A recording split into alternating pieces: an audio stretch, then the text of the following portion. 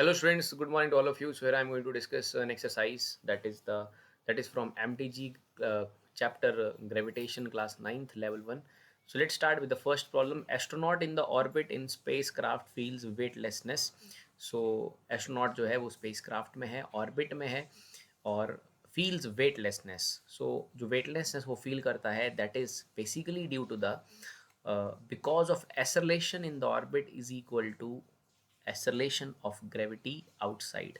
सो हमारे पास जो स्पेस क्राफ्ट है जिसमें वो एस्ट्रोनॉट है, it is in the state of free fall. वो वहाँ पर फ्री फॉल की स्टेट में है. When it is in a state of free fall body feel weightlessness. जैसे कि ऑप्शंस हैं due to absence of gravity. So नहीं, ये सही आंसर नहीं है. Due to the fact that it has no energy, obviously it has a kinetic energy as well as a potential energy. और चौथा है there is no gravity outside. Obviously outside में gravity है, ग्रेविटेशनल फोर्स है, जिस वजह से जो स्पेस क्राफ्ट है वो ऑर्बिट में है because of the gravitational force between the space craft और द अर्थ देयर, या जिसके भी ऑर्बिट में वो घूम रहा है. तो जो स्पेसक्राफ्ट के अंदर जो ग्रेविटी है that is basically the gravity outside as well. So it is always in the state of free fall and due to that free fall astronaut feels weightlessness. So option C is the correct answer for the first question. Gravitational force is, so among all the fundamental forces gravitational force is the weakest force. तो दूसरे का सही answer है option A. Then let's come to the third. Newton's law of gravitation is valid in laboratory on the earth, only in our solar system and everywhere. So इसका जो सही answer option D है. This is a universal law, so it is valid everywhere. So Newton law of gravitation is valid everywhere. So D is the correct answer for this. Now let's come to the fourth question. Where will it be profitable to purchase 1 kg of sugar? So students basically जो acceleration due to gravity है उसका जो आपने relation देखा होगा that is g is equal to capital G M upon R square. फिर R is the radius of earth. Like earth is not a perfect sphere. So earth का जो radius है वो डिफरेंट जगहों पर, लाइक अगर मैं पोल्स की बात करूँ, इक्वेटर की बात करूँ, सो वो वेरी करता रहता है because earth is not a perfect sphere. और जो जी का वैल्यू होता है वो बेसिकली इक्वेटर पर कम रहता है. Value of g on the equator is less. So let suppose आप यहाँ पर 1 kg शुगर को परचेज़ कर रहे हो. मान लीजिए आप एक ऐसी जगह पर उसे परचेज़ करते हो जहाँ पर जी का वैल्यू 9.8 है एंड आप इसे स्प्रिंग बैलेंस की मदद से करते हो. सो जो इसका वेट निकलेगा वो निकलेगा 1 मल्टीप्लाइड बाई जी यानी कि 9.8 Newton. So 1 kg of sugar का वेट निकलेगा 9.8 न्यूटन. अब मान लो आप एक ऐसी जगह पर चले गए जहाँ पर कि जी का वैल्यू 9.8 से लेट सपोज थोड़ा कम है, लेकिन आपकी जो शुगर है 1 kg ऑफ शुगर का वेट आ रहा था पहले 9.8 न्यूटन. अगेन आप जब खरीदने जाओगे तो आप चाहोगे कि उसका वेट जो है कितना आएगा. 1 kg का वेट आपको पता है 1 kg शुगर का जो लाइक वो जो वेट निकलेगा वो निकलेगा 9.8 न्यूटन. लेकिन आप एक ऐसी लोकेशन पर हो जहाँ पर जी का वैल्यू 9.8 से कम है. तो फिर से 9.8 की रीडिंग को लाने के लिए आपको मास को थोड़ा सा इंक्रीज़ करना पड़ेगा.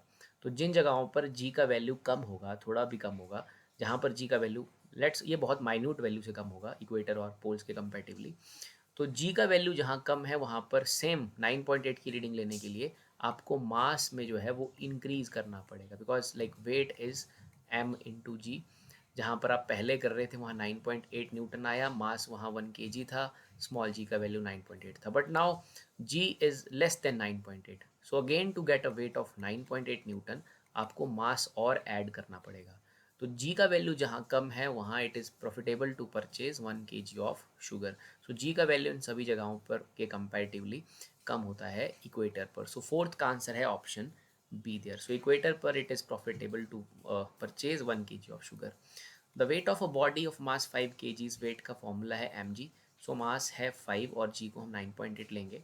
सो when you multiply this basically 5 into 10 is 50 but it is 9.8 of 49 answer आ जाएगा 9.8 लेने पे. So C is the answer for this question number 5. So now let's come to the question number 6 there.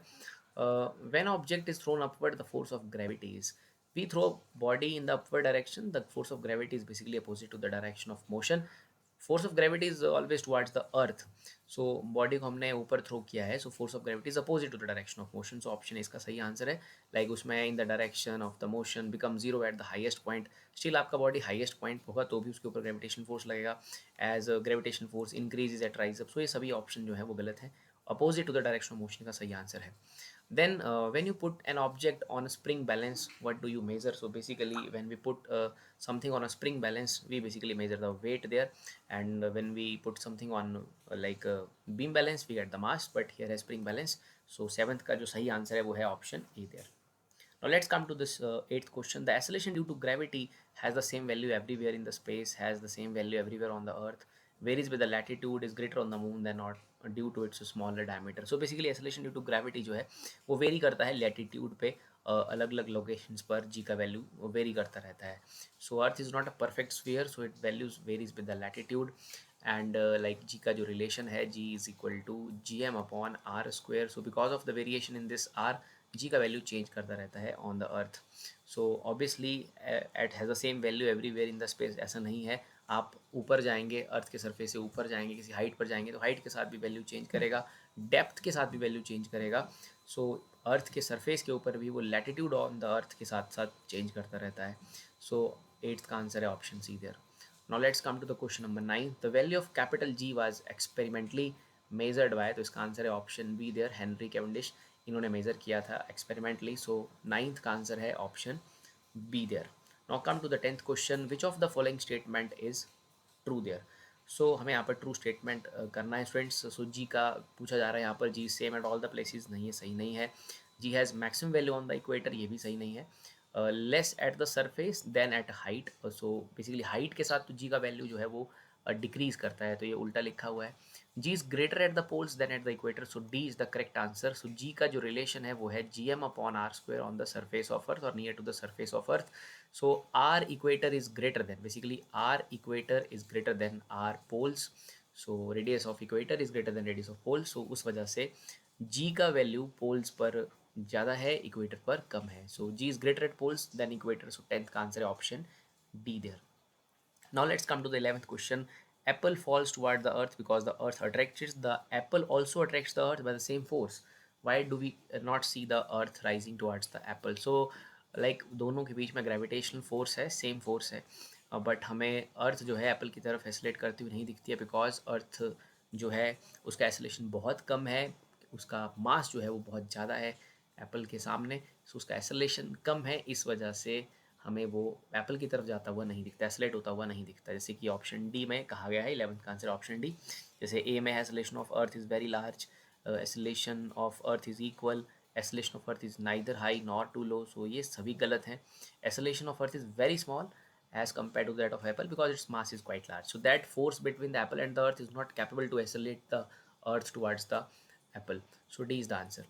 Then let's come to the 12th question. According to Kepler law, the relationship between time period of revolution planet in the semi-major axis. So it is basically t square is proportional to r cube, or we can say that t is proportional to r raised to power 3/2. So इसका जो सही बन रहा है वो है option D, T is proportional to r as to power 3/2. और जो कैपलर लॉ ऑफ पीरियड है that is T square is proportional to r cube. यहाँ से हमें टी अगर निकालना होगा तो टी का बन जाएगा R as to power 3/2 after taking the square root. So D is the answer. The value of acceleration due to gravity at the Mount Everest is. So Mount Everest पे हमसे value पूछा जा रहा है height के साथ. Height के साथ स्टूडेंट जो ग्रेविटी का वैल्यू है वो डिक्रीज़ करता है. सो जो वैल्यू रहेगा माउंट एवरेस्ट पर, भले ही माउंट एवरेस्ट अर्थ पे ही है but like it is the highest point on the earth, so with increase in height the value of gravity decreases. So 13th का जो सही आंसर है वो है बेसिकली हमारे पास option C, it is less than g, it is less than ji.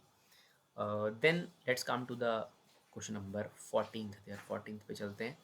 The value of g is zero at the top of the atmosphere, 20 kilometre below, 20 kilometre above, at the center of earth. So g का value zero रहता है students at the center of earth.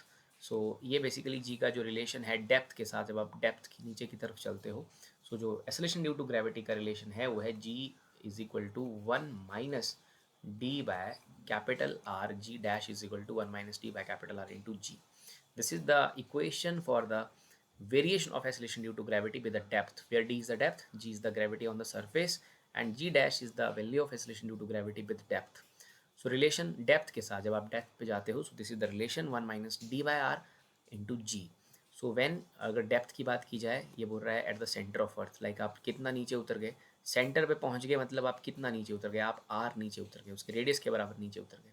तो जब आप D को capital R भरोगे तो आपका relation बनेगा g dash one minus capital R upon R into g. So ये वन बन जाएगा, one minus one is zero. The value of g is zero at the centre of earth, because at the center of earth body is being pulled equally by all the sides, there all the masses there, so उस पे ऊपर जो net gravitation force बनता है वो zero बन जाता है. तो at the center of earth value of g is zero.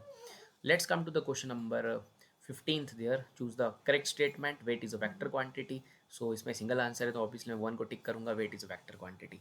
सो हमारे पास जो 15 का सही आंसर है वो है option A. Their weight is a vector quantity. बाकी ऑप्शन ऑब्वियसली गलत होंगी, सिंगल आंसर टाइप क्वेश्चन है.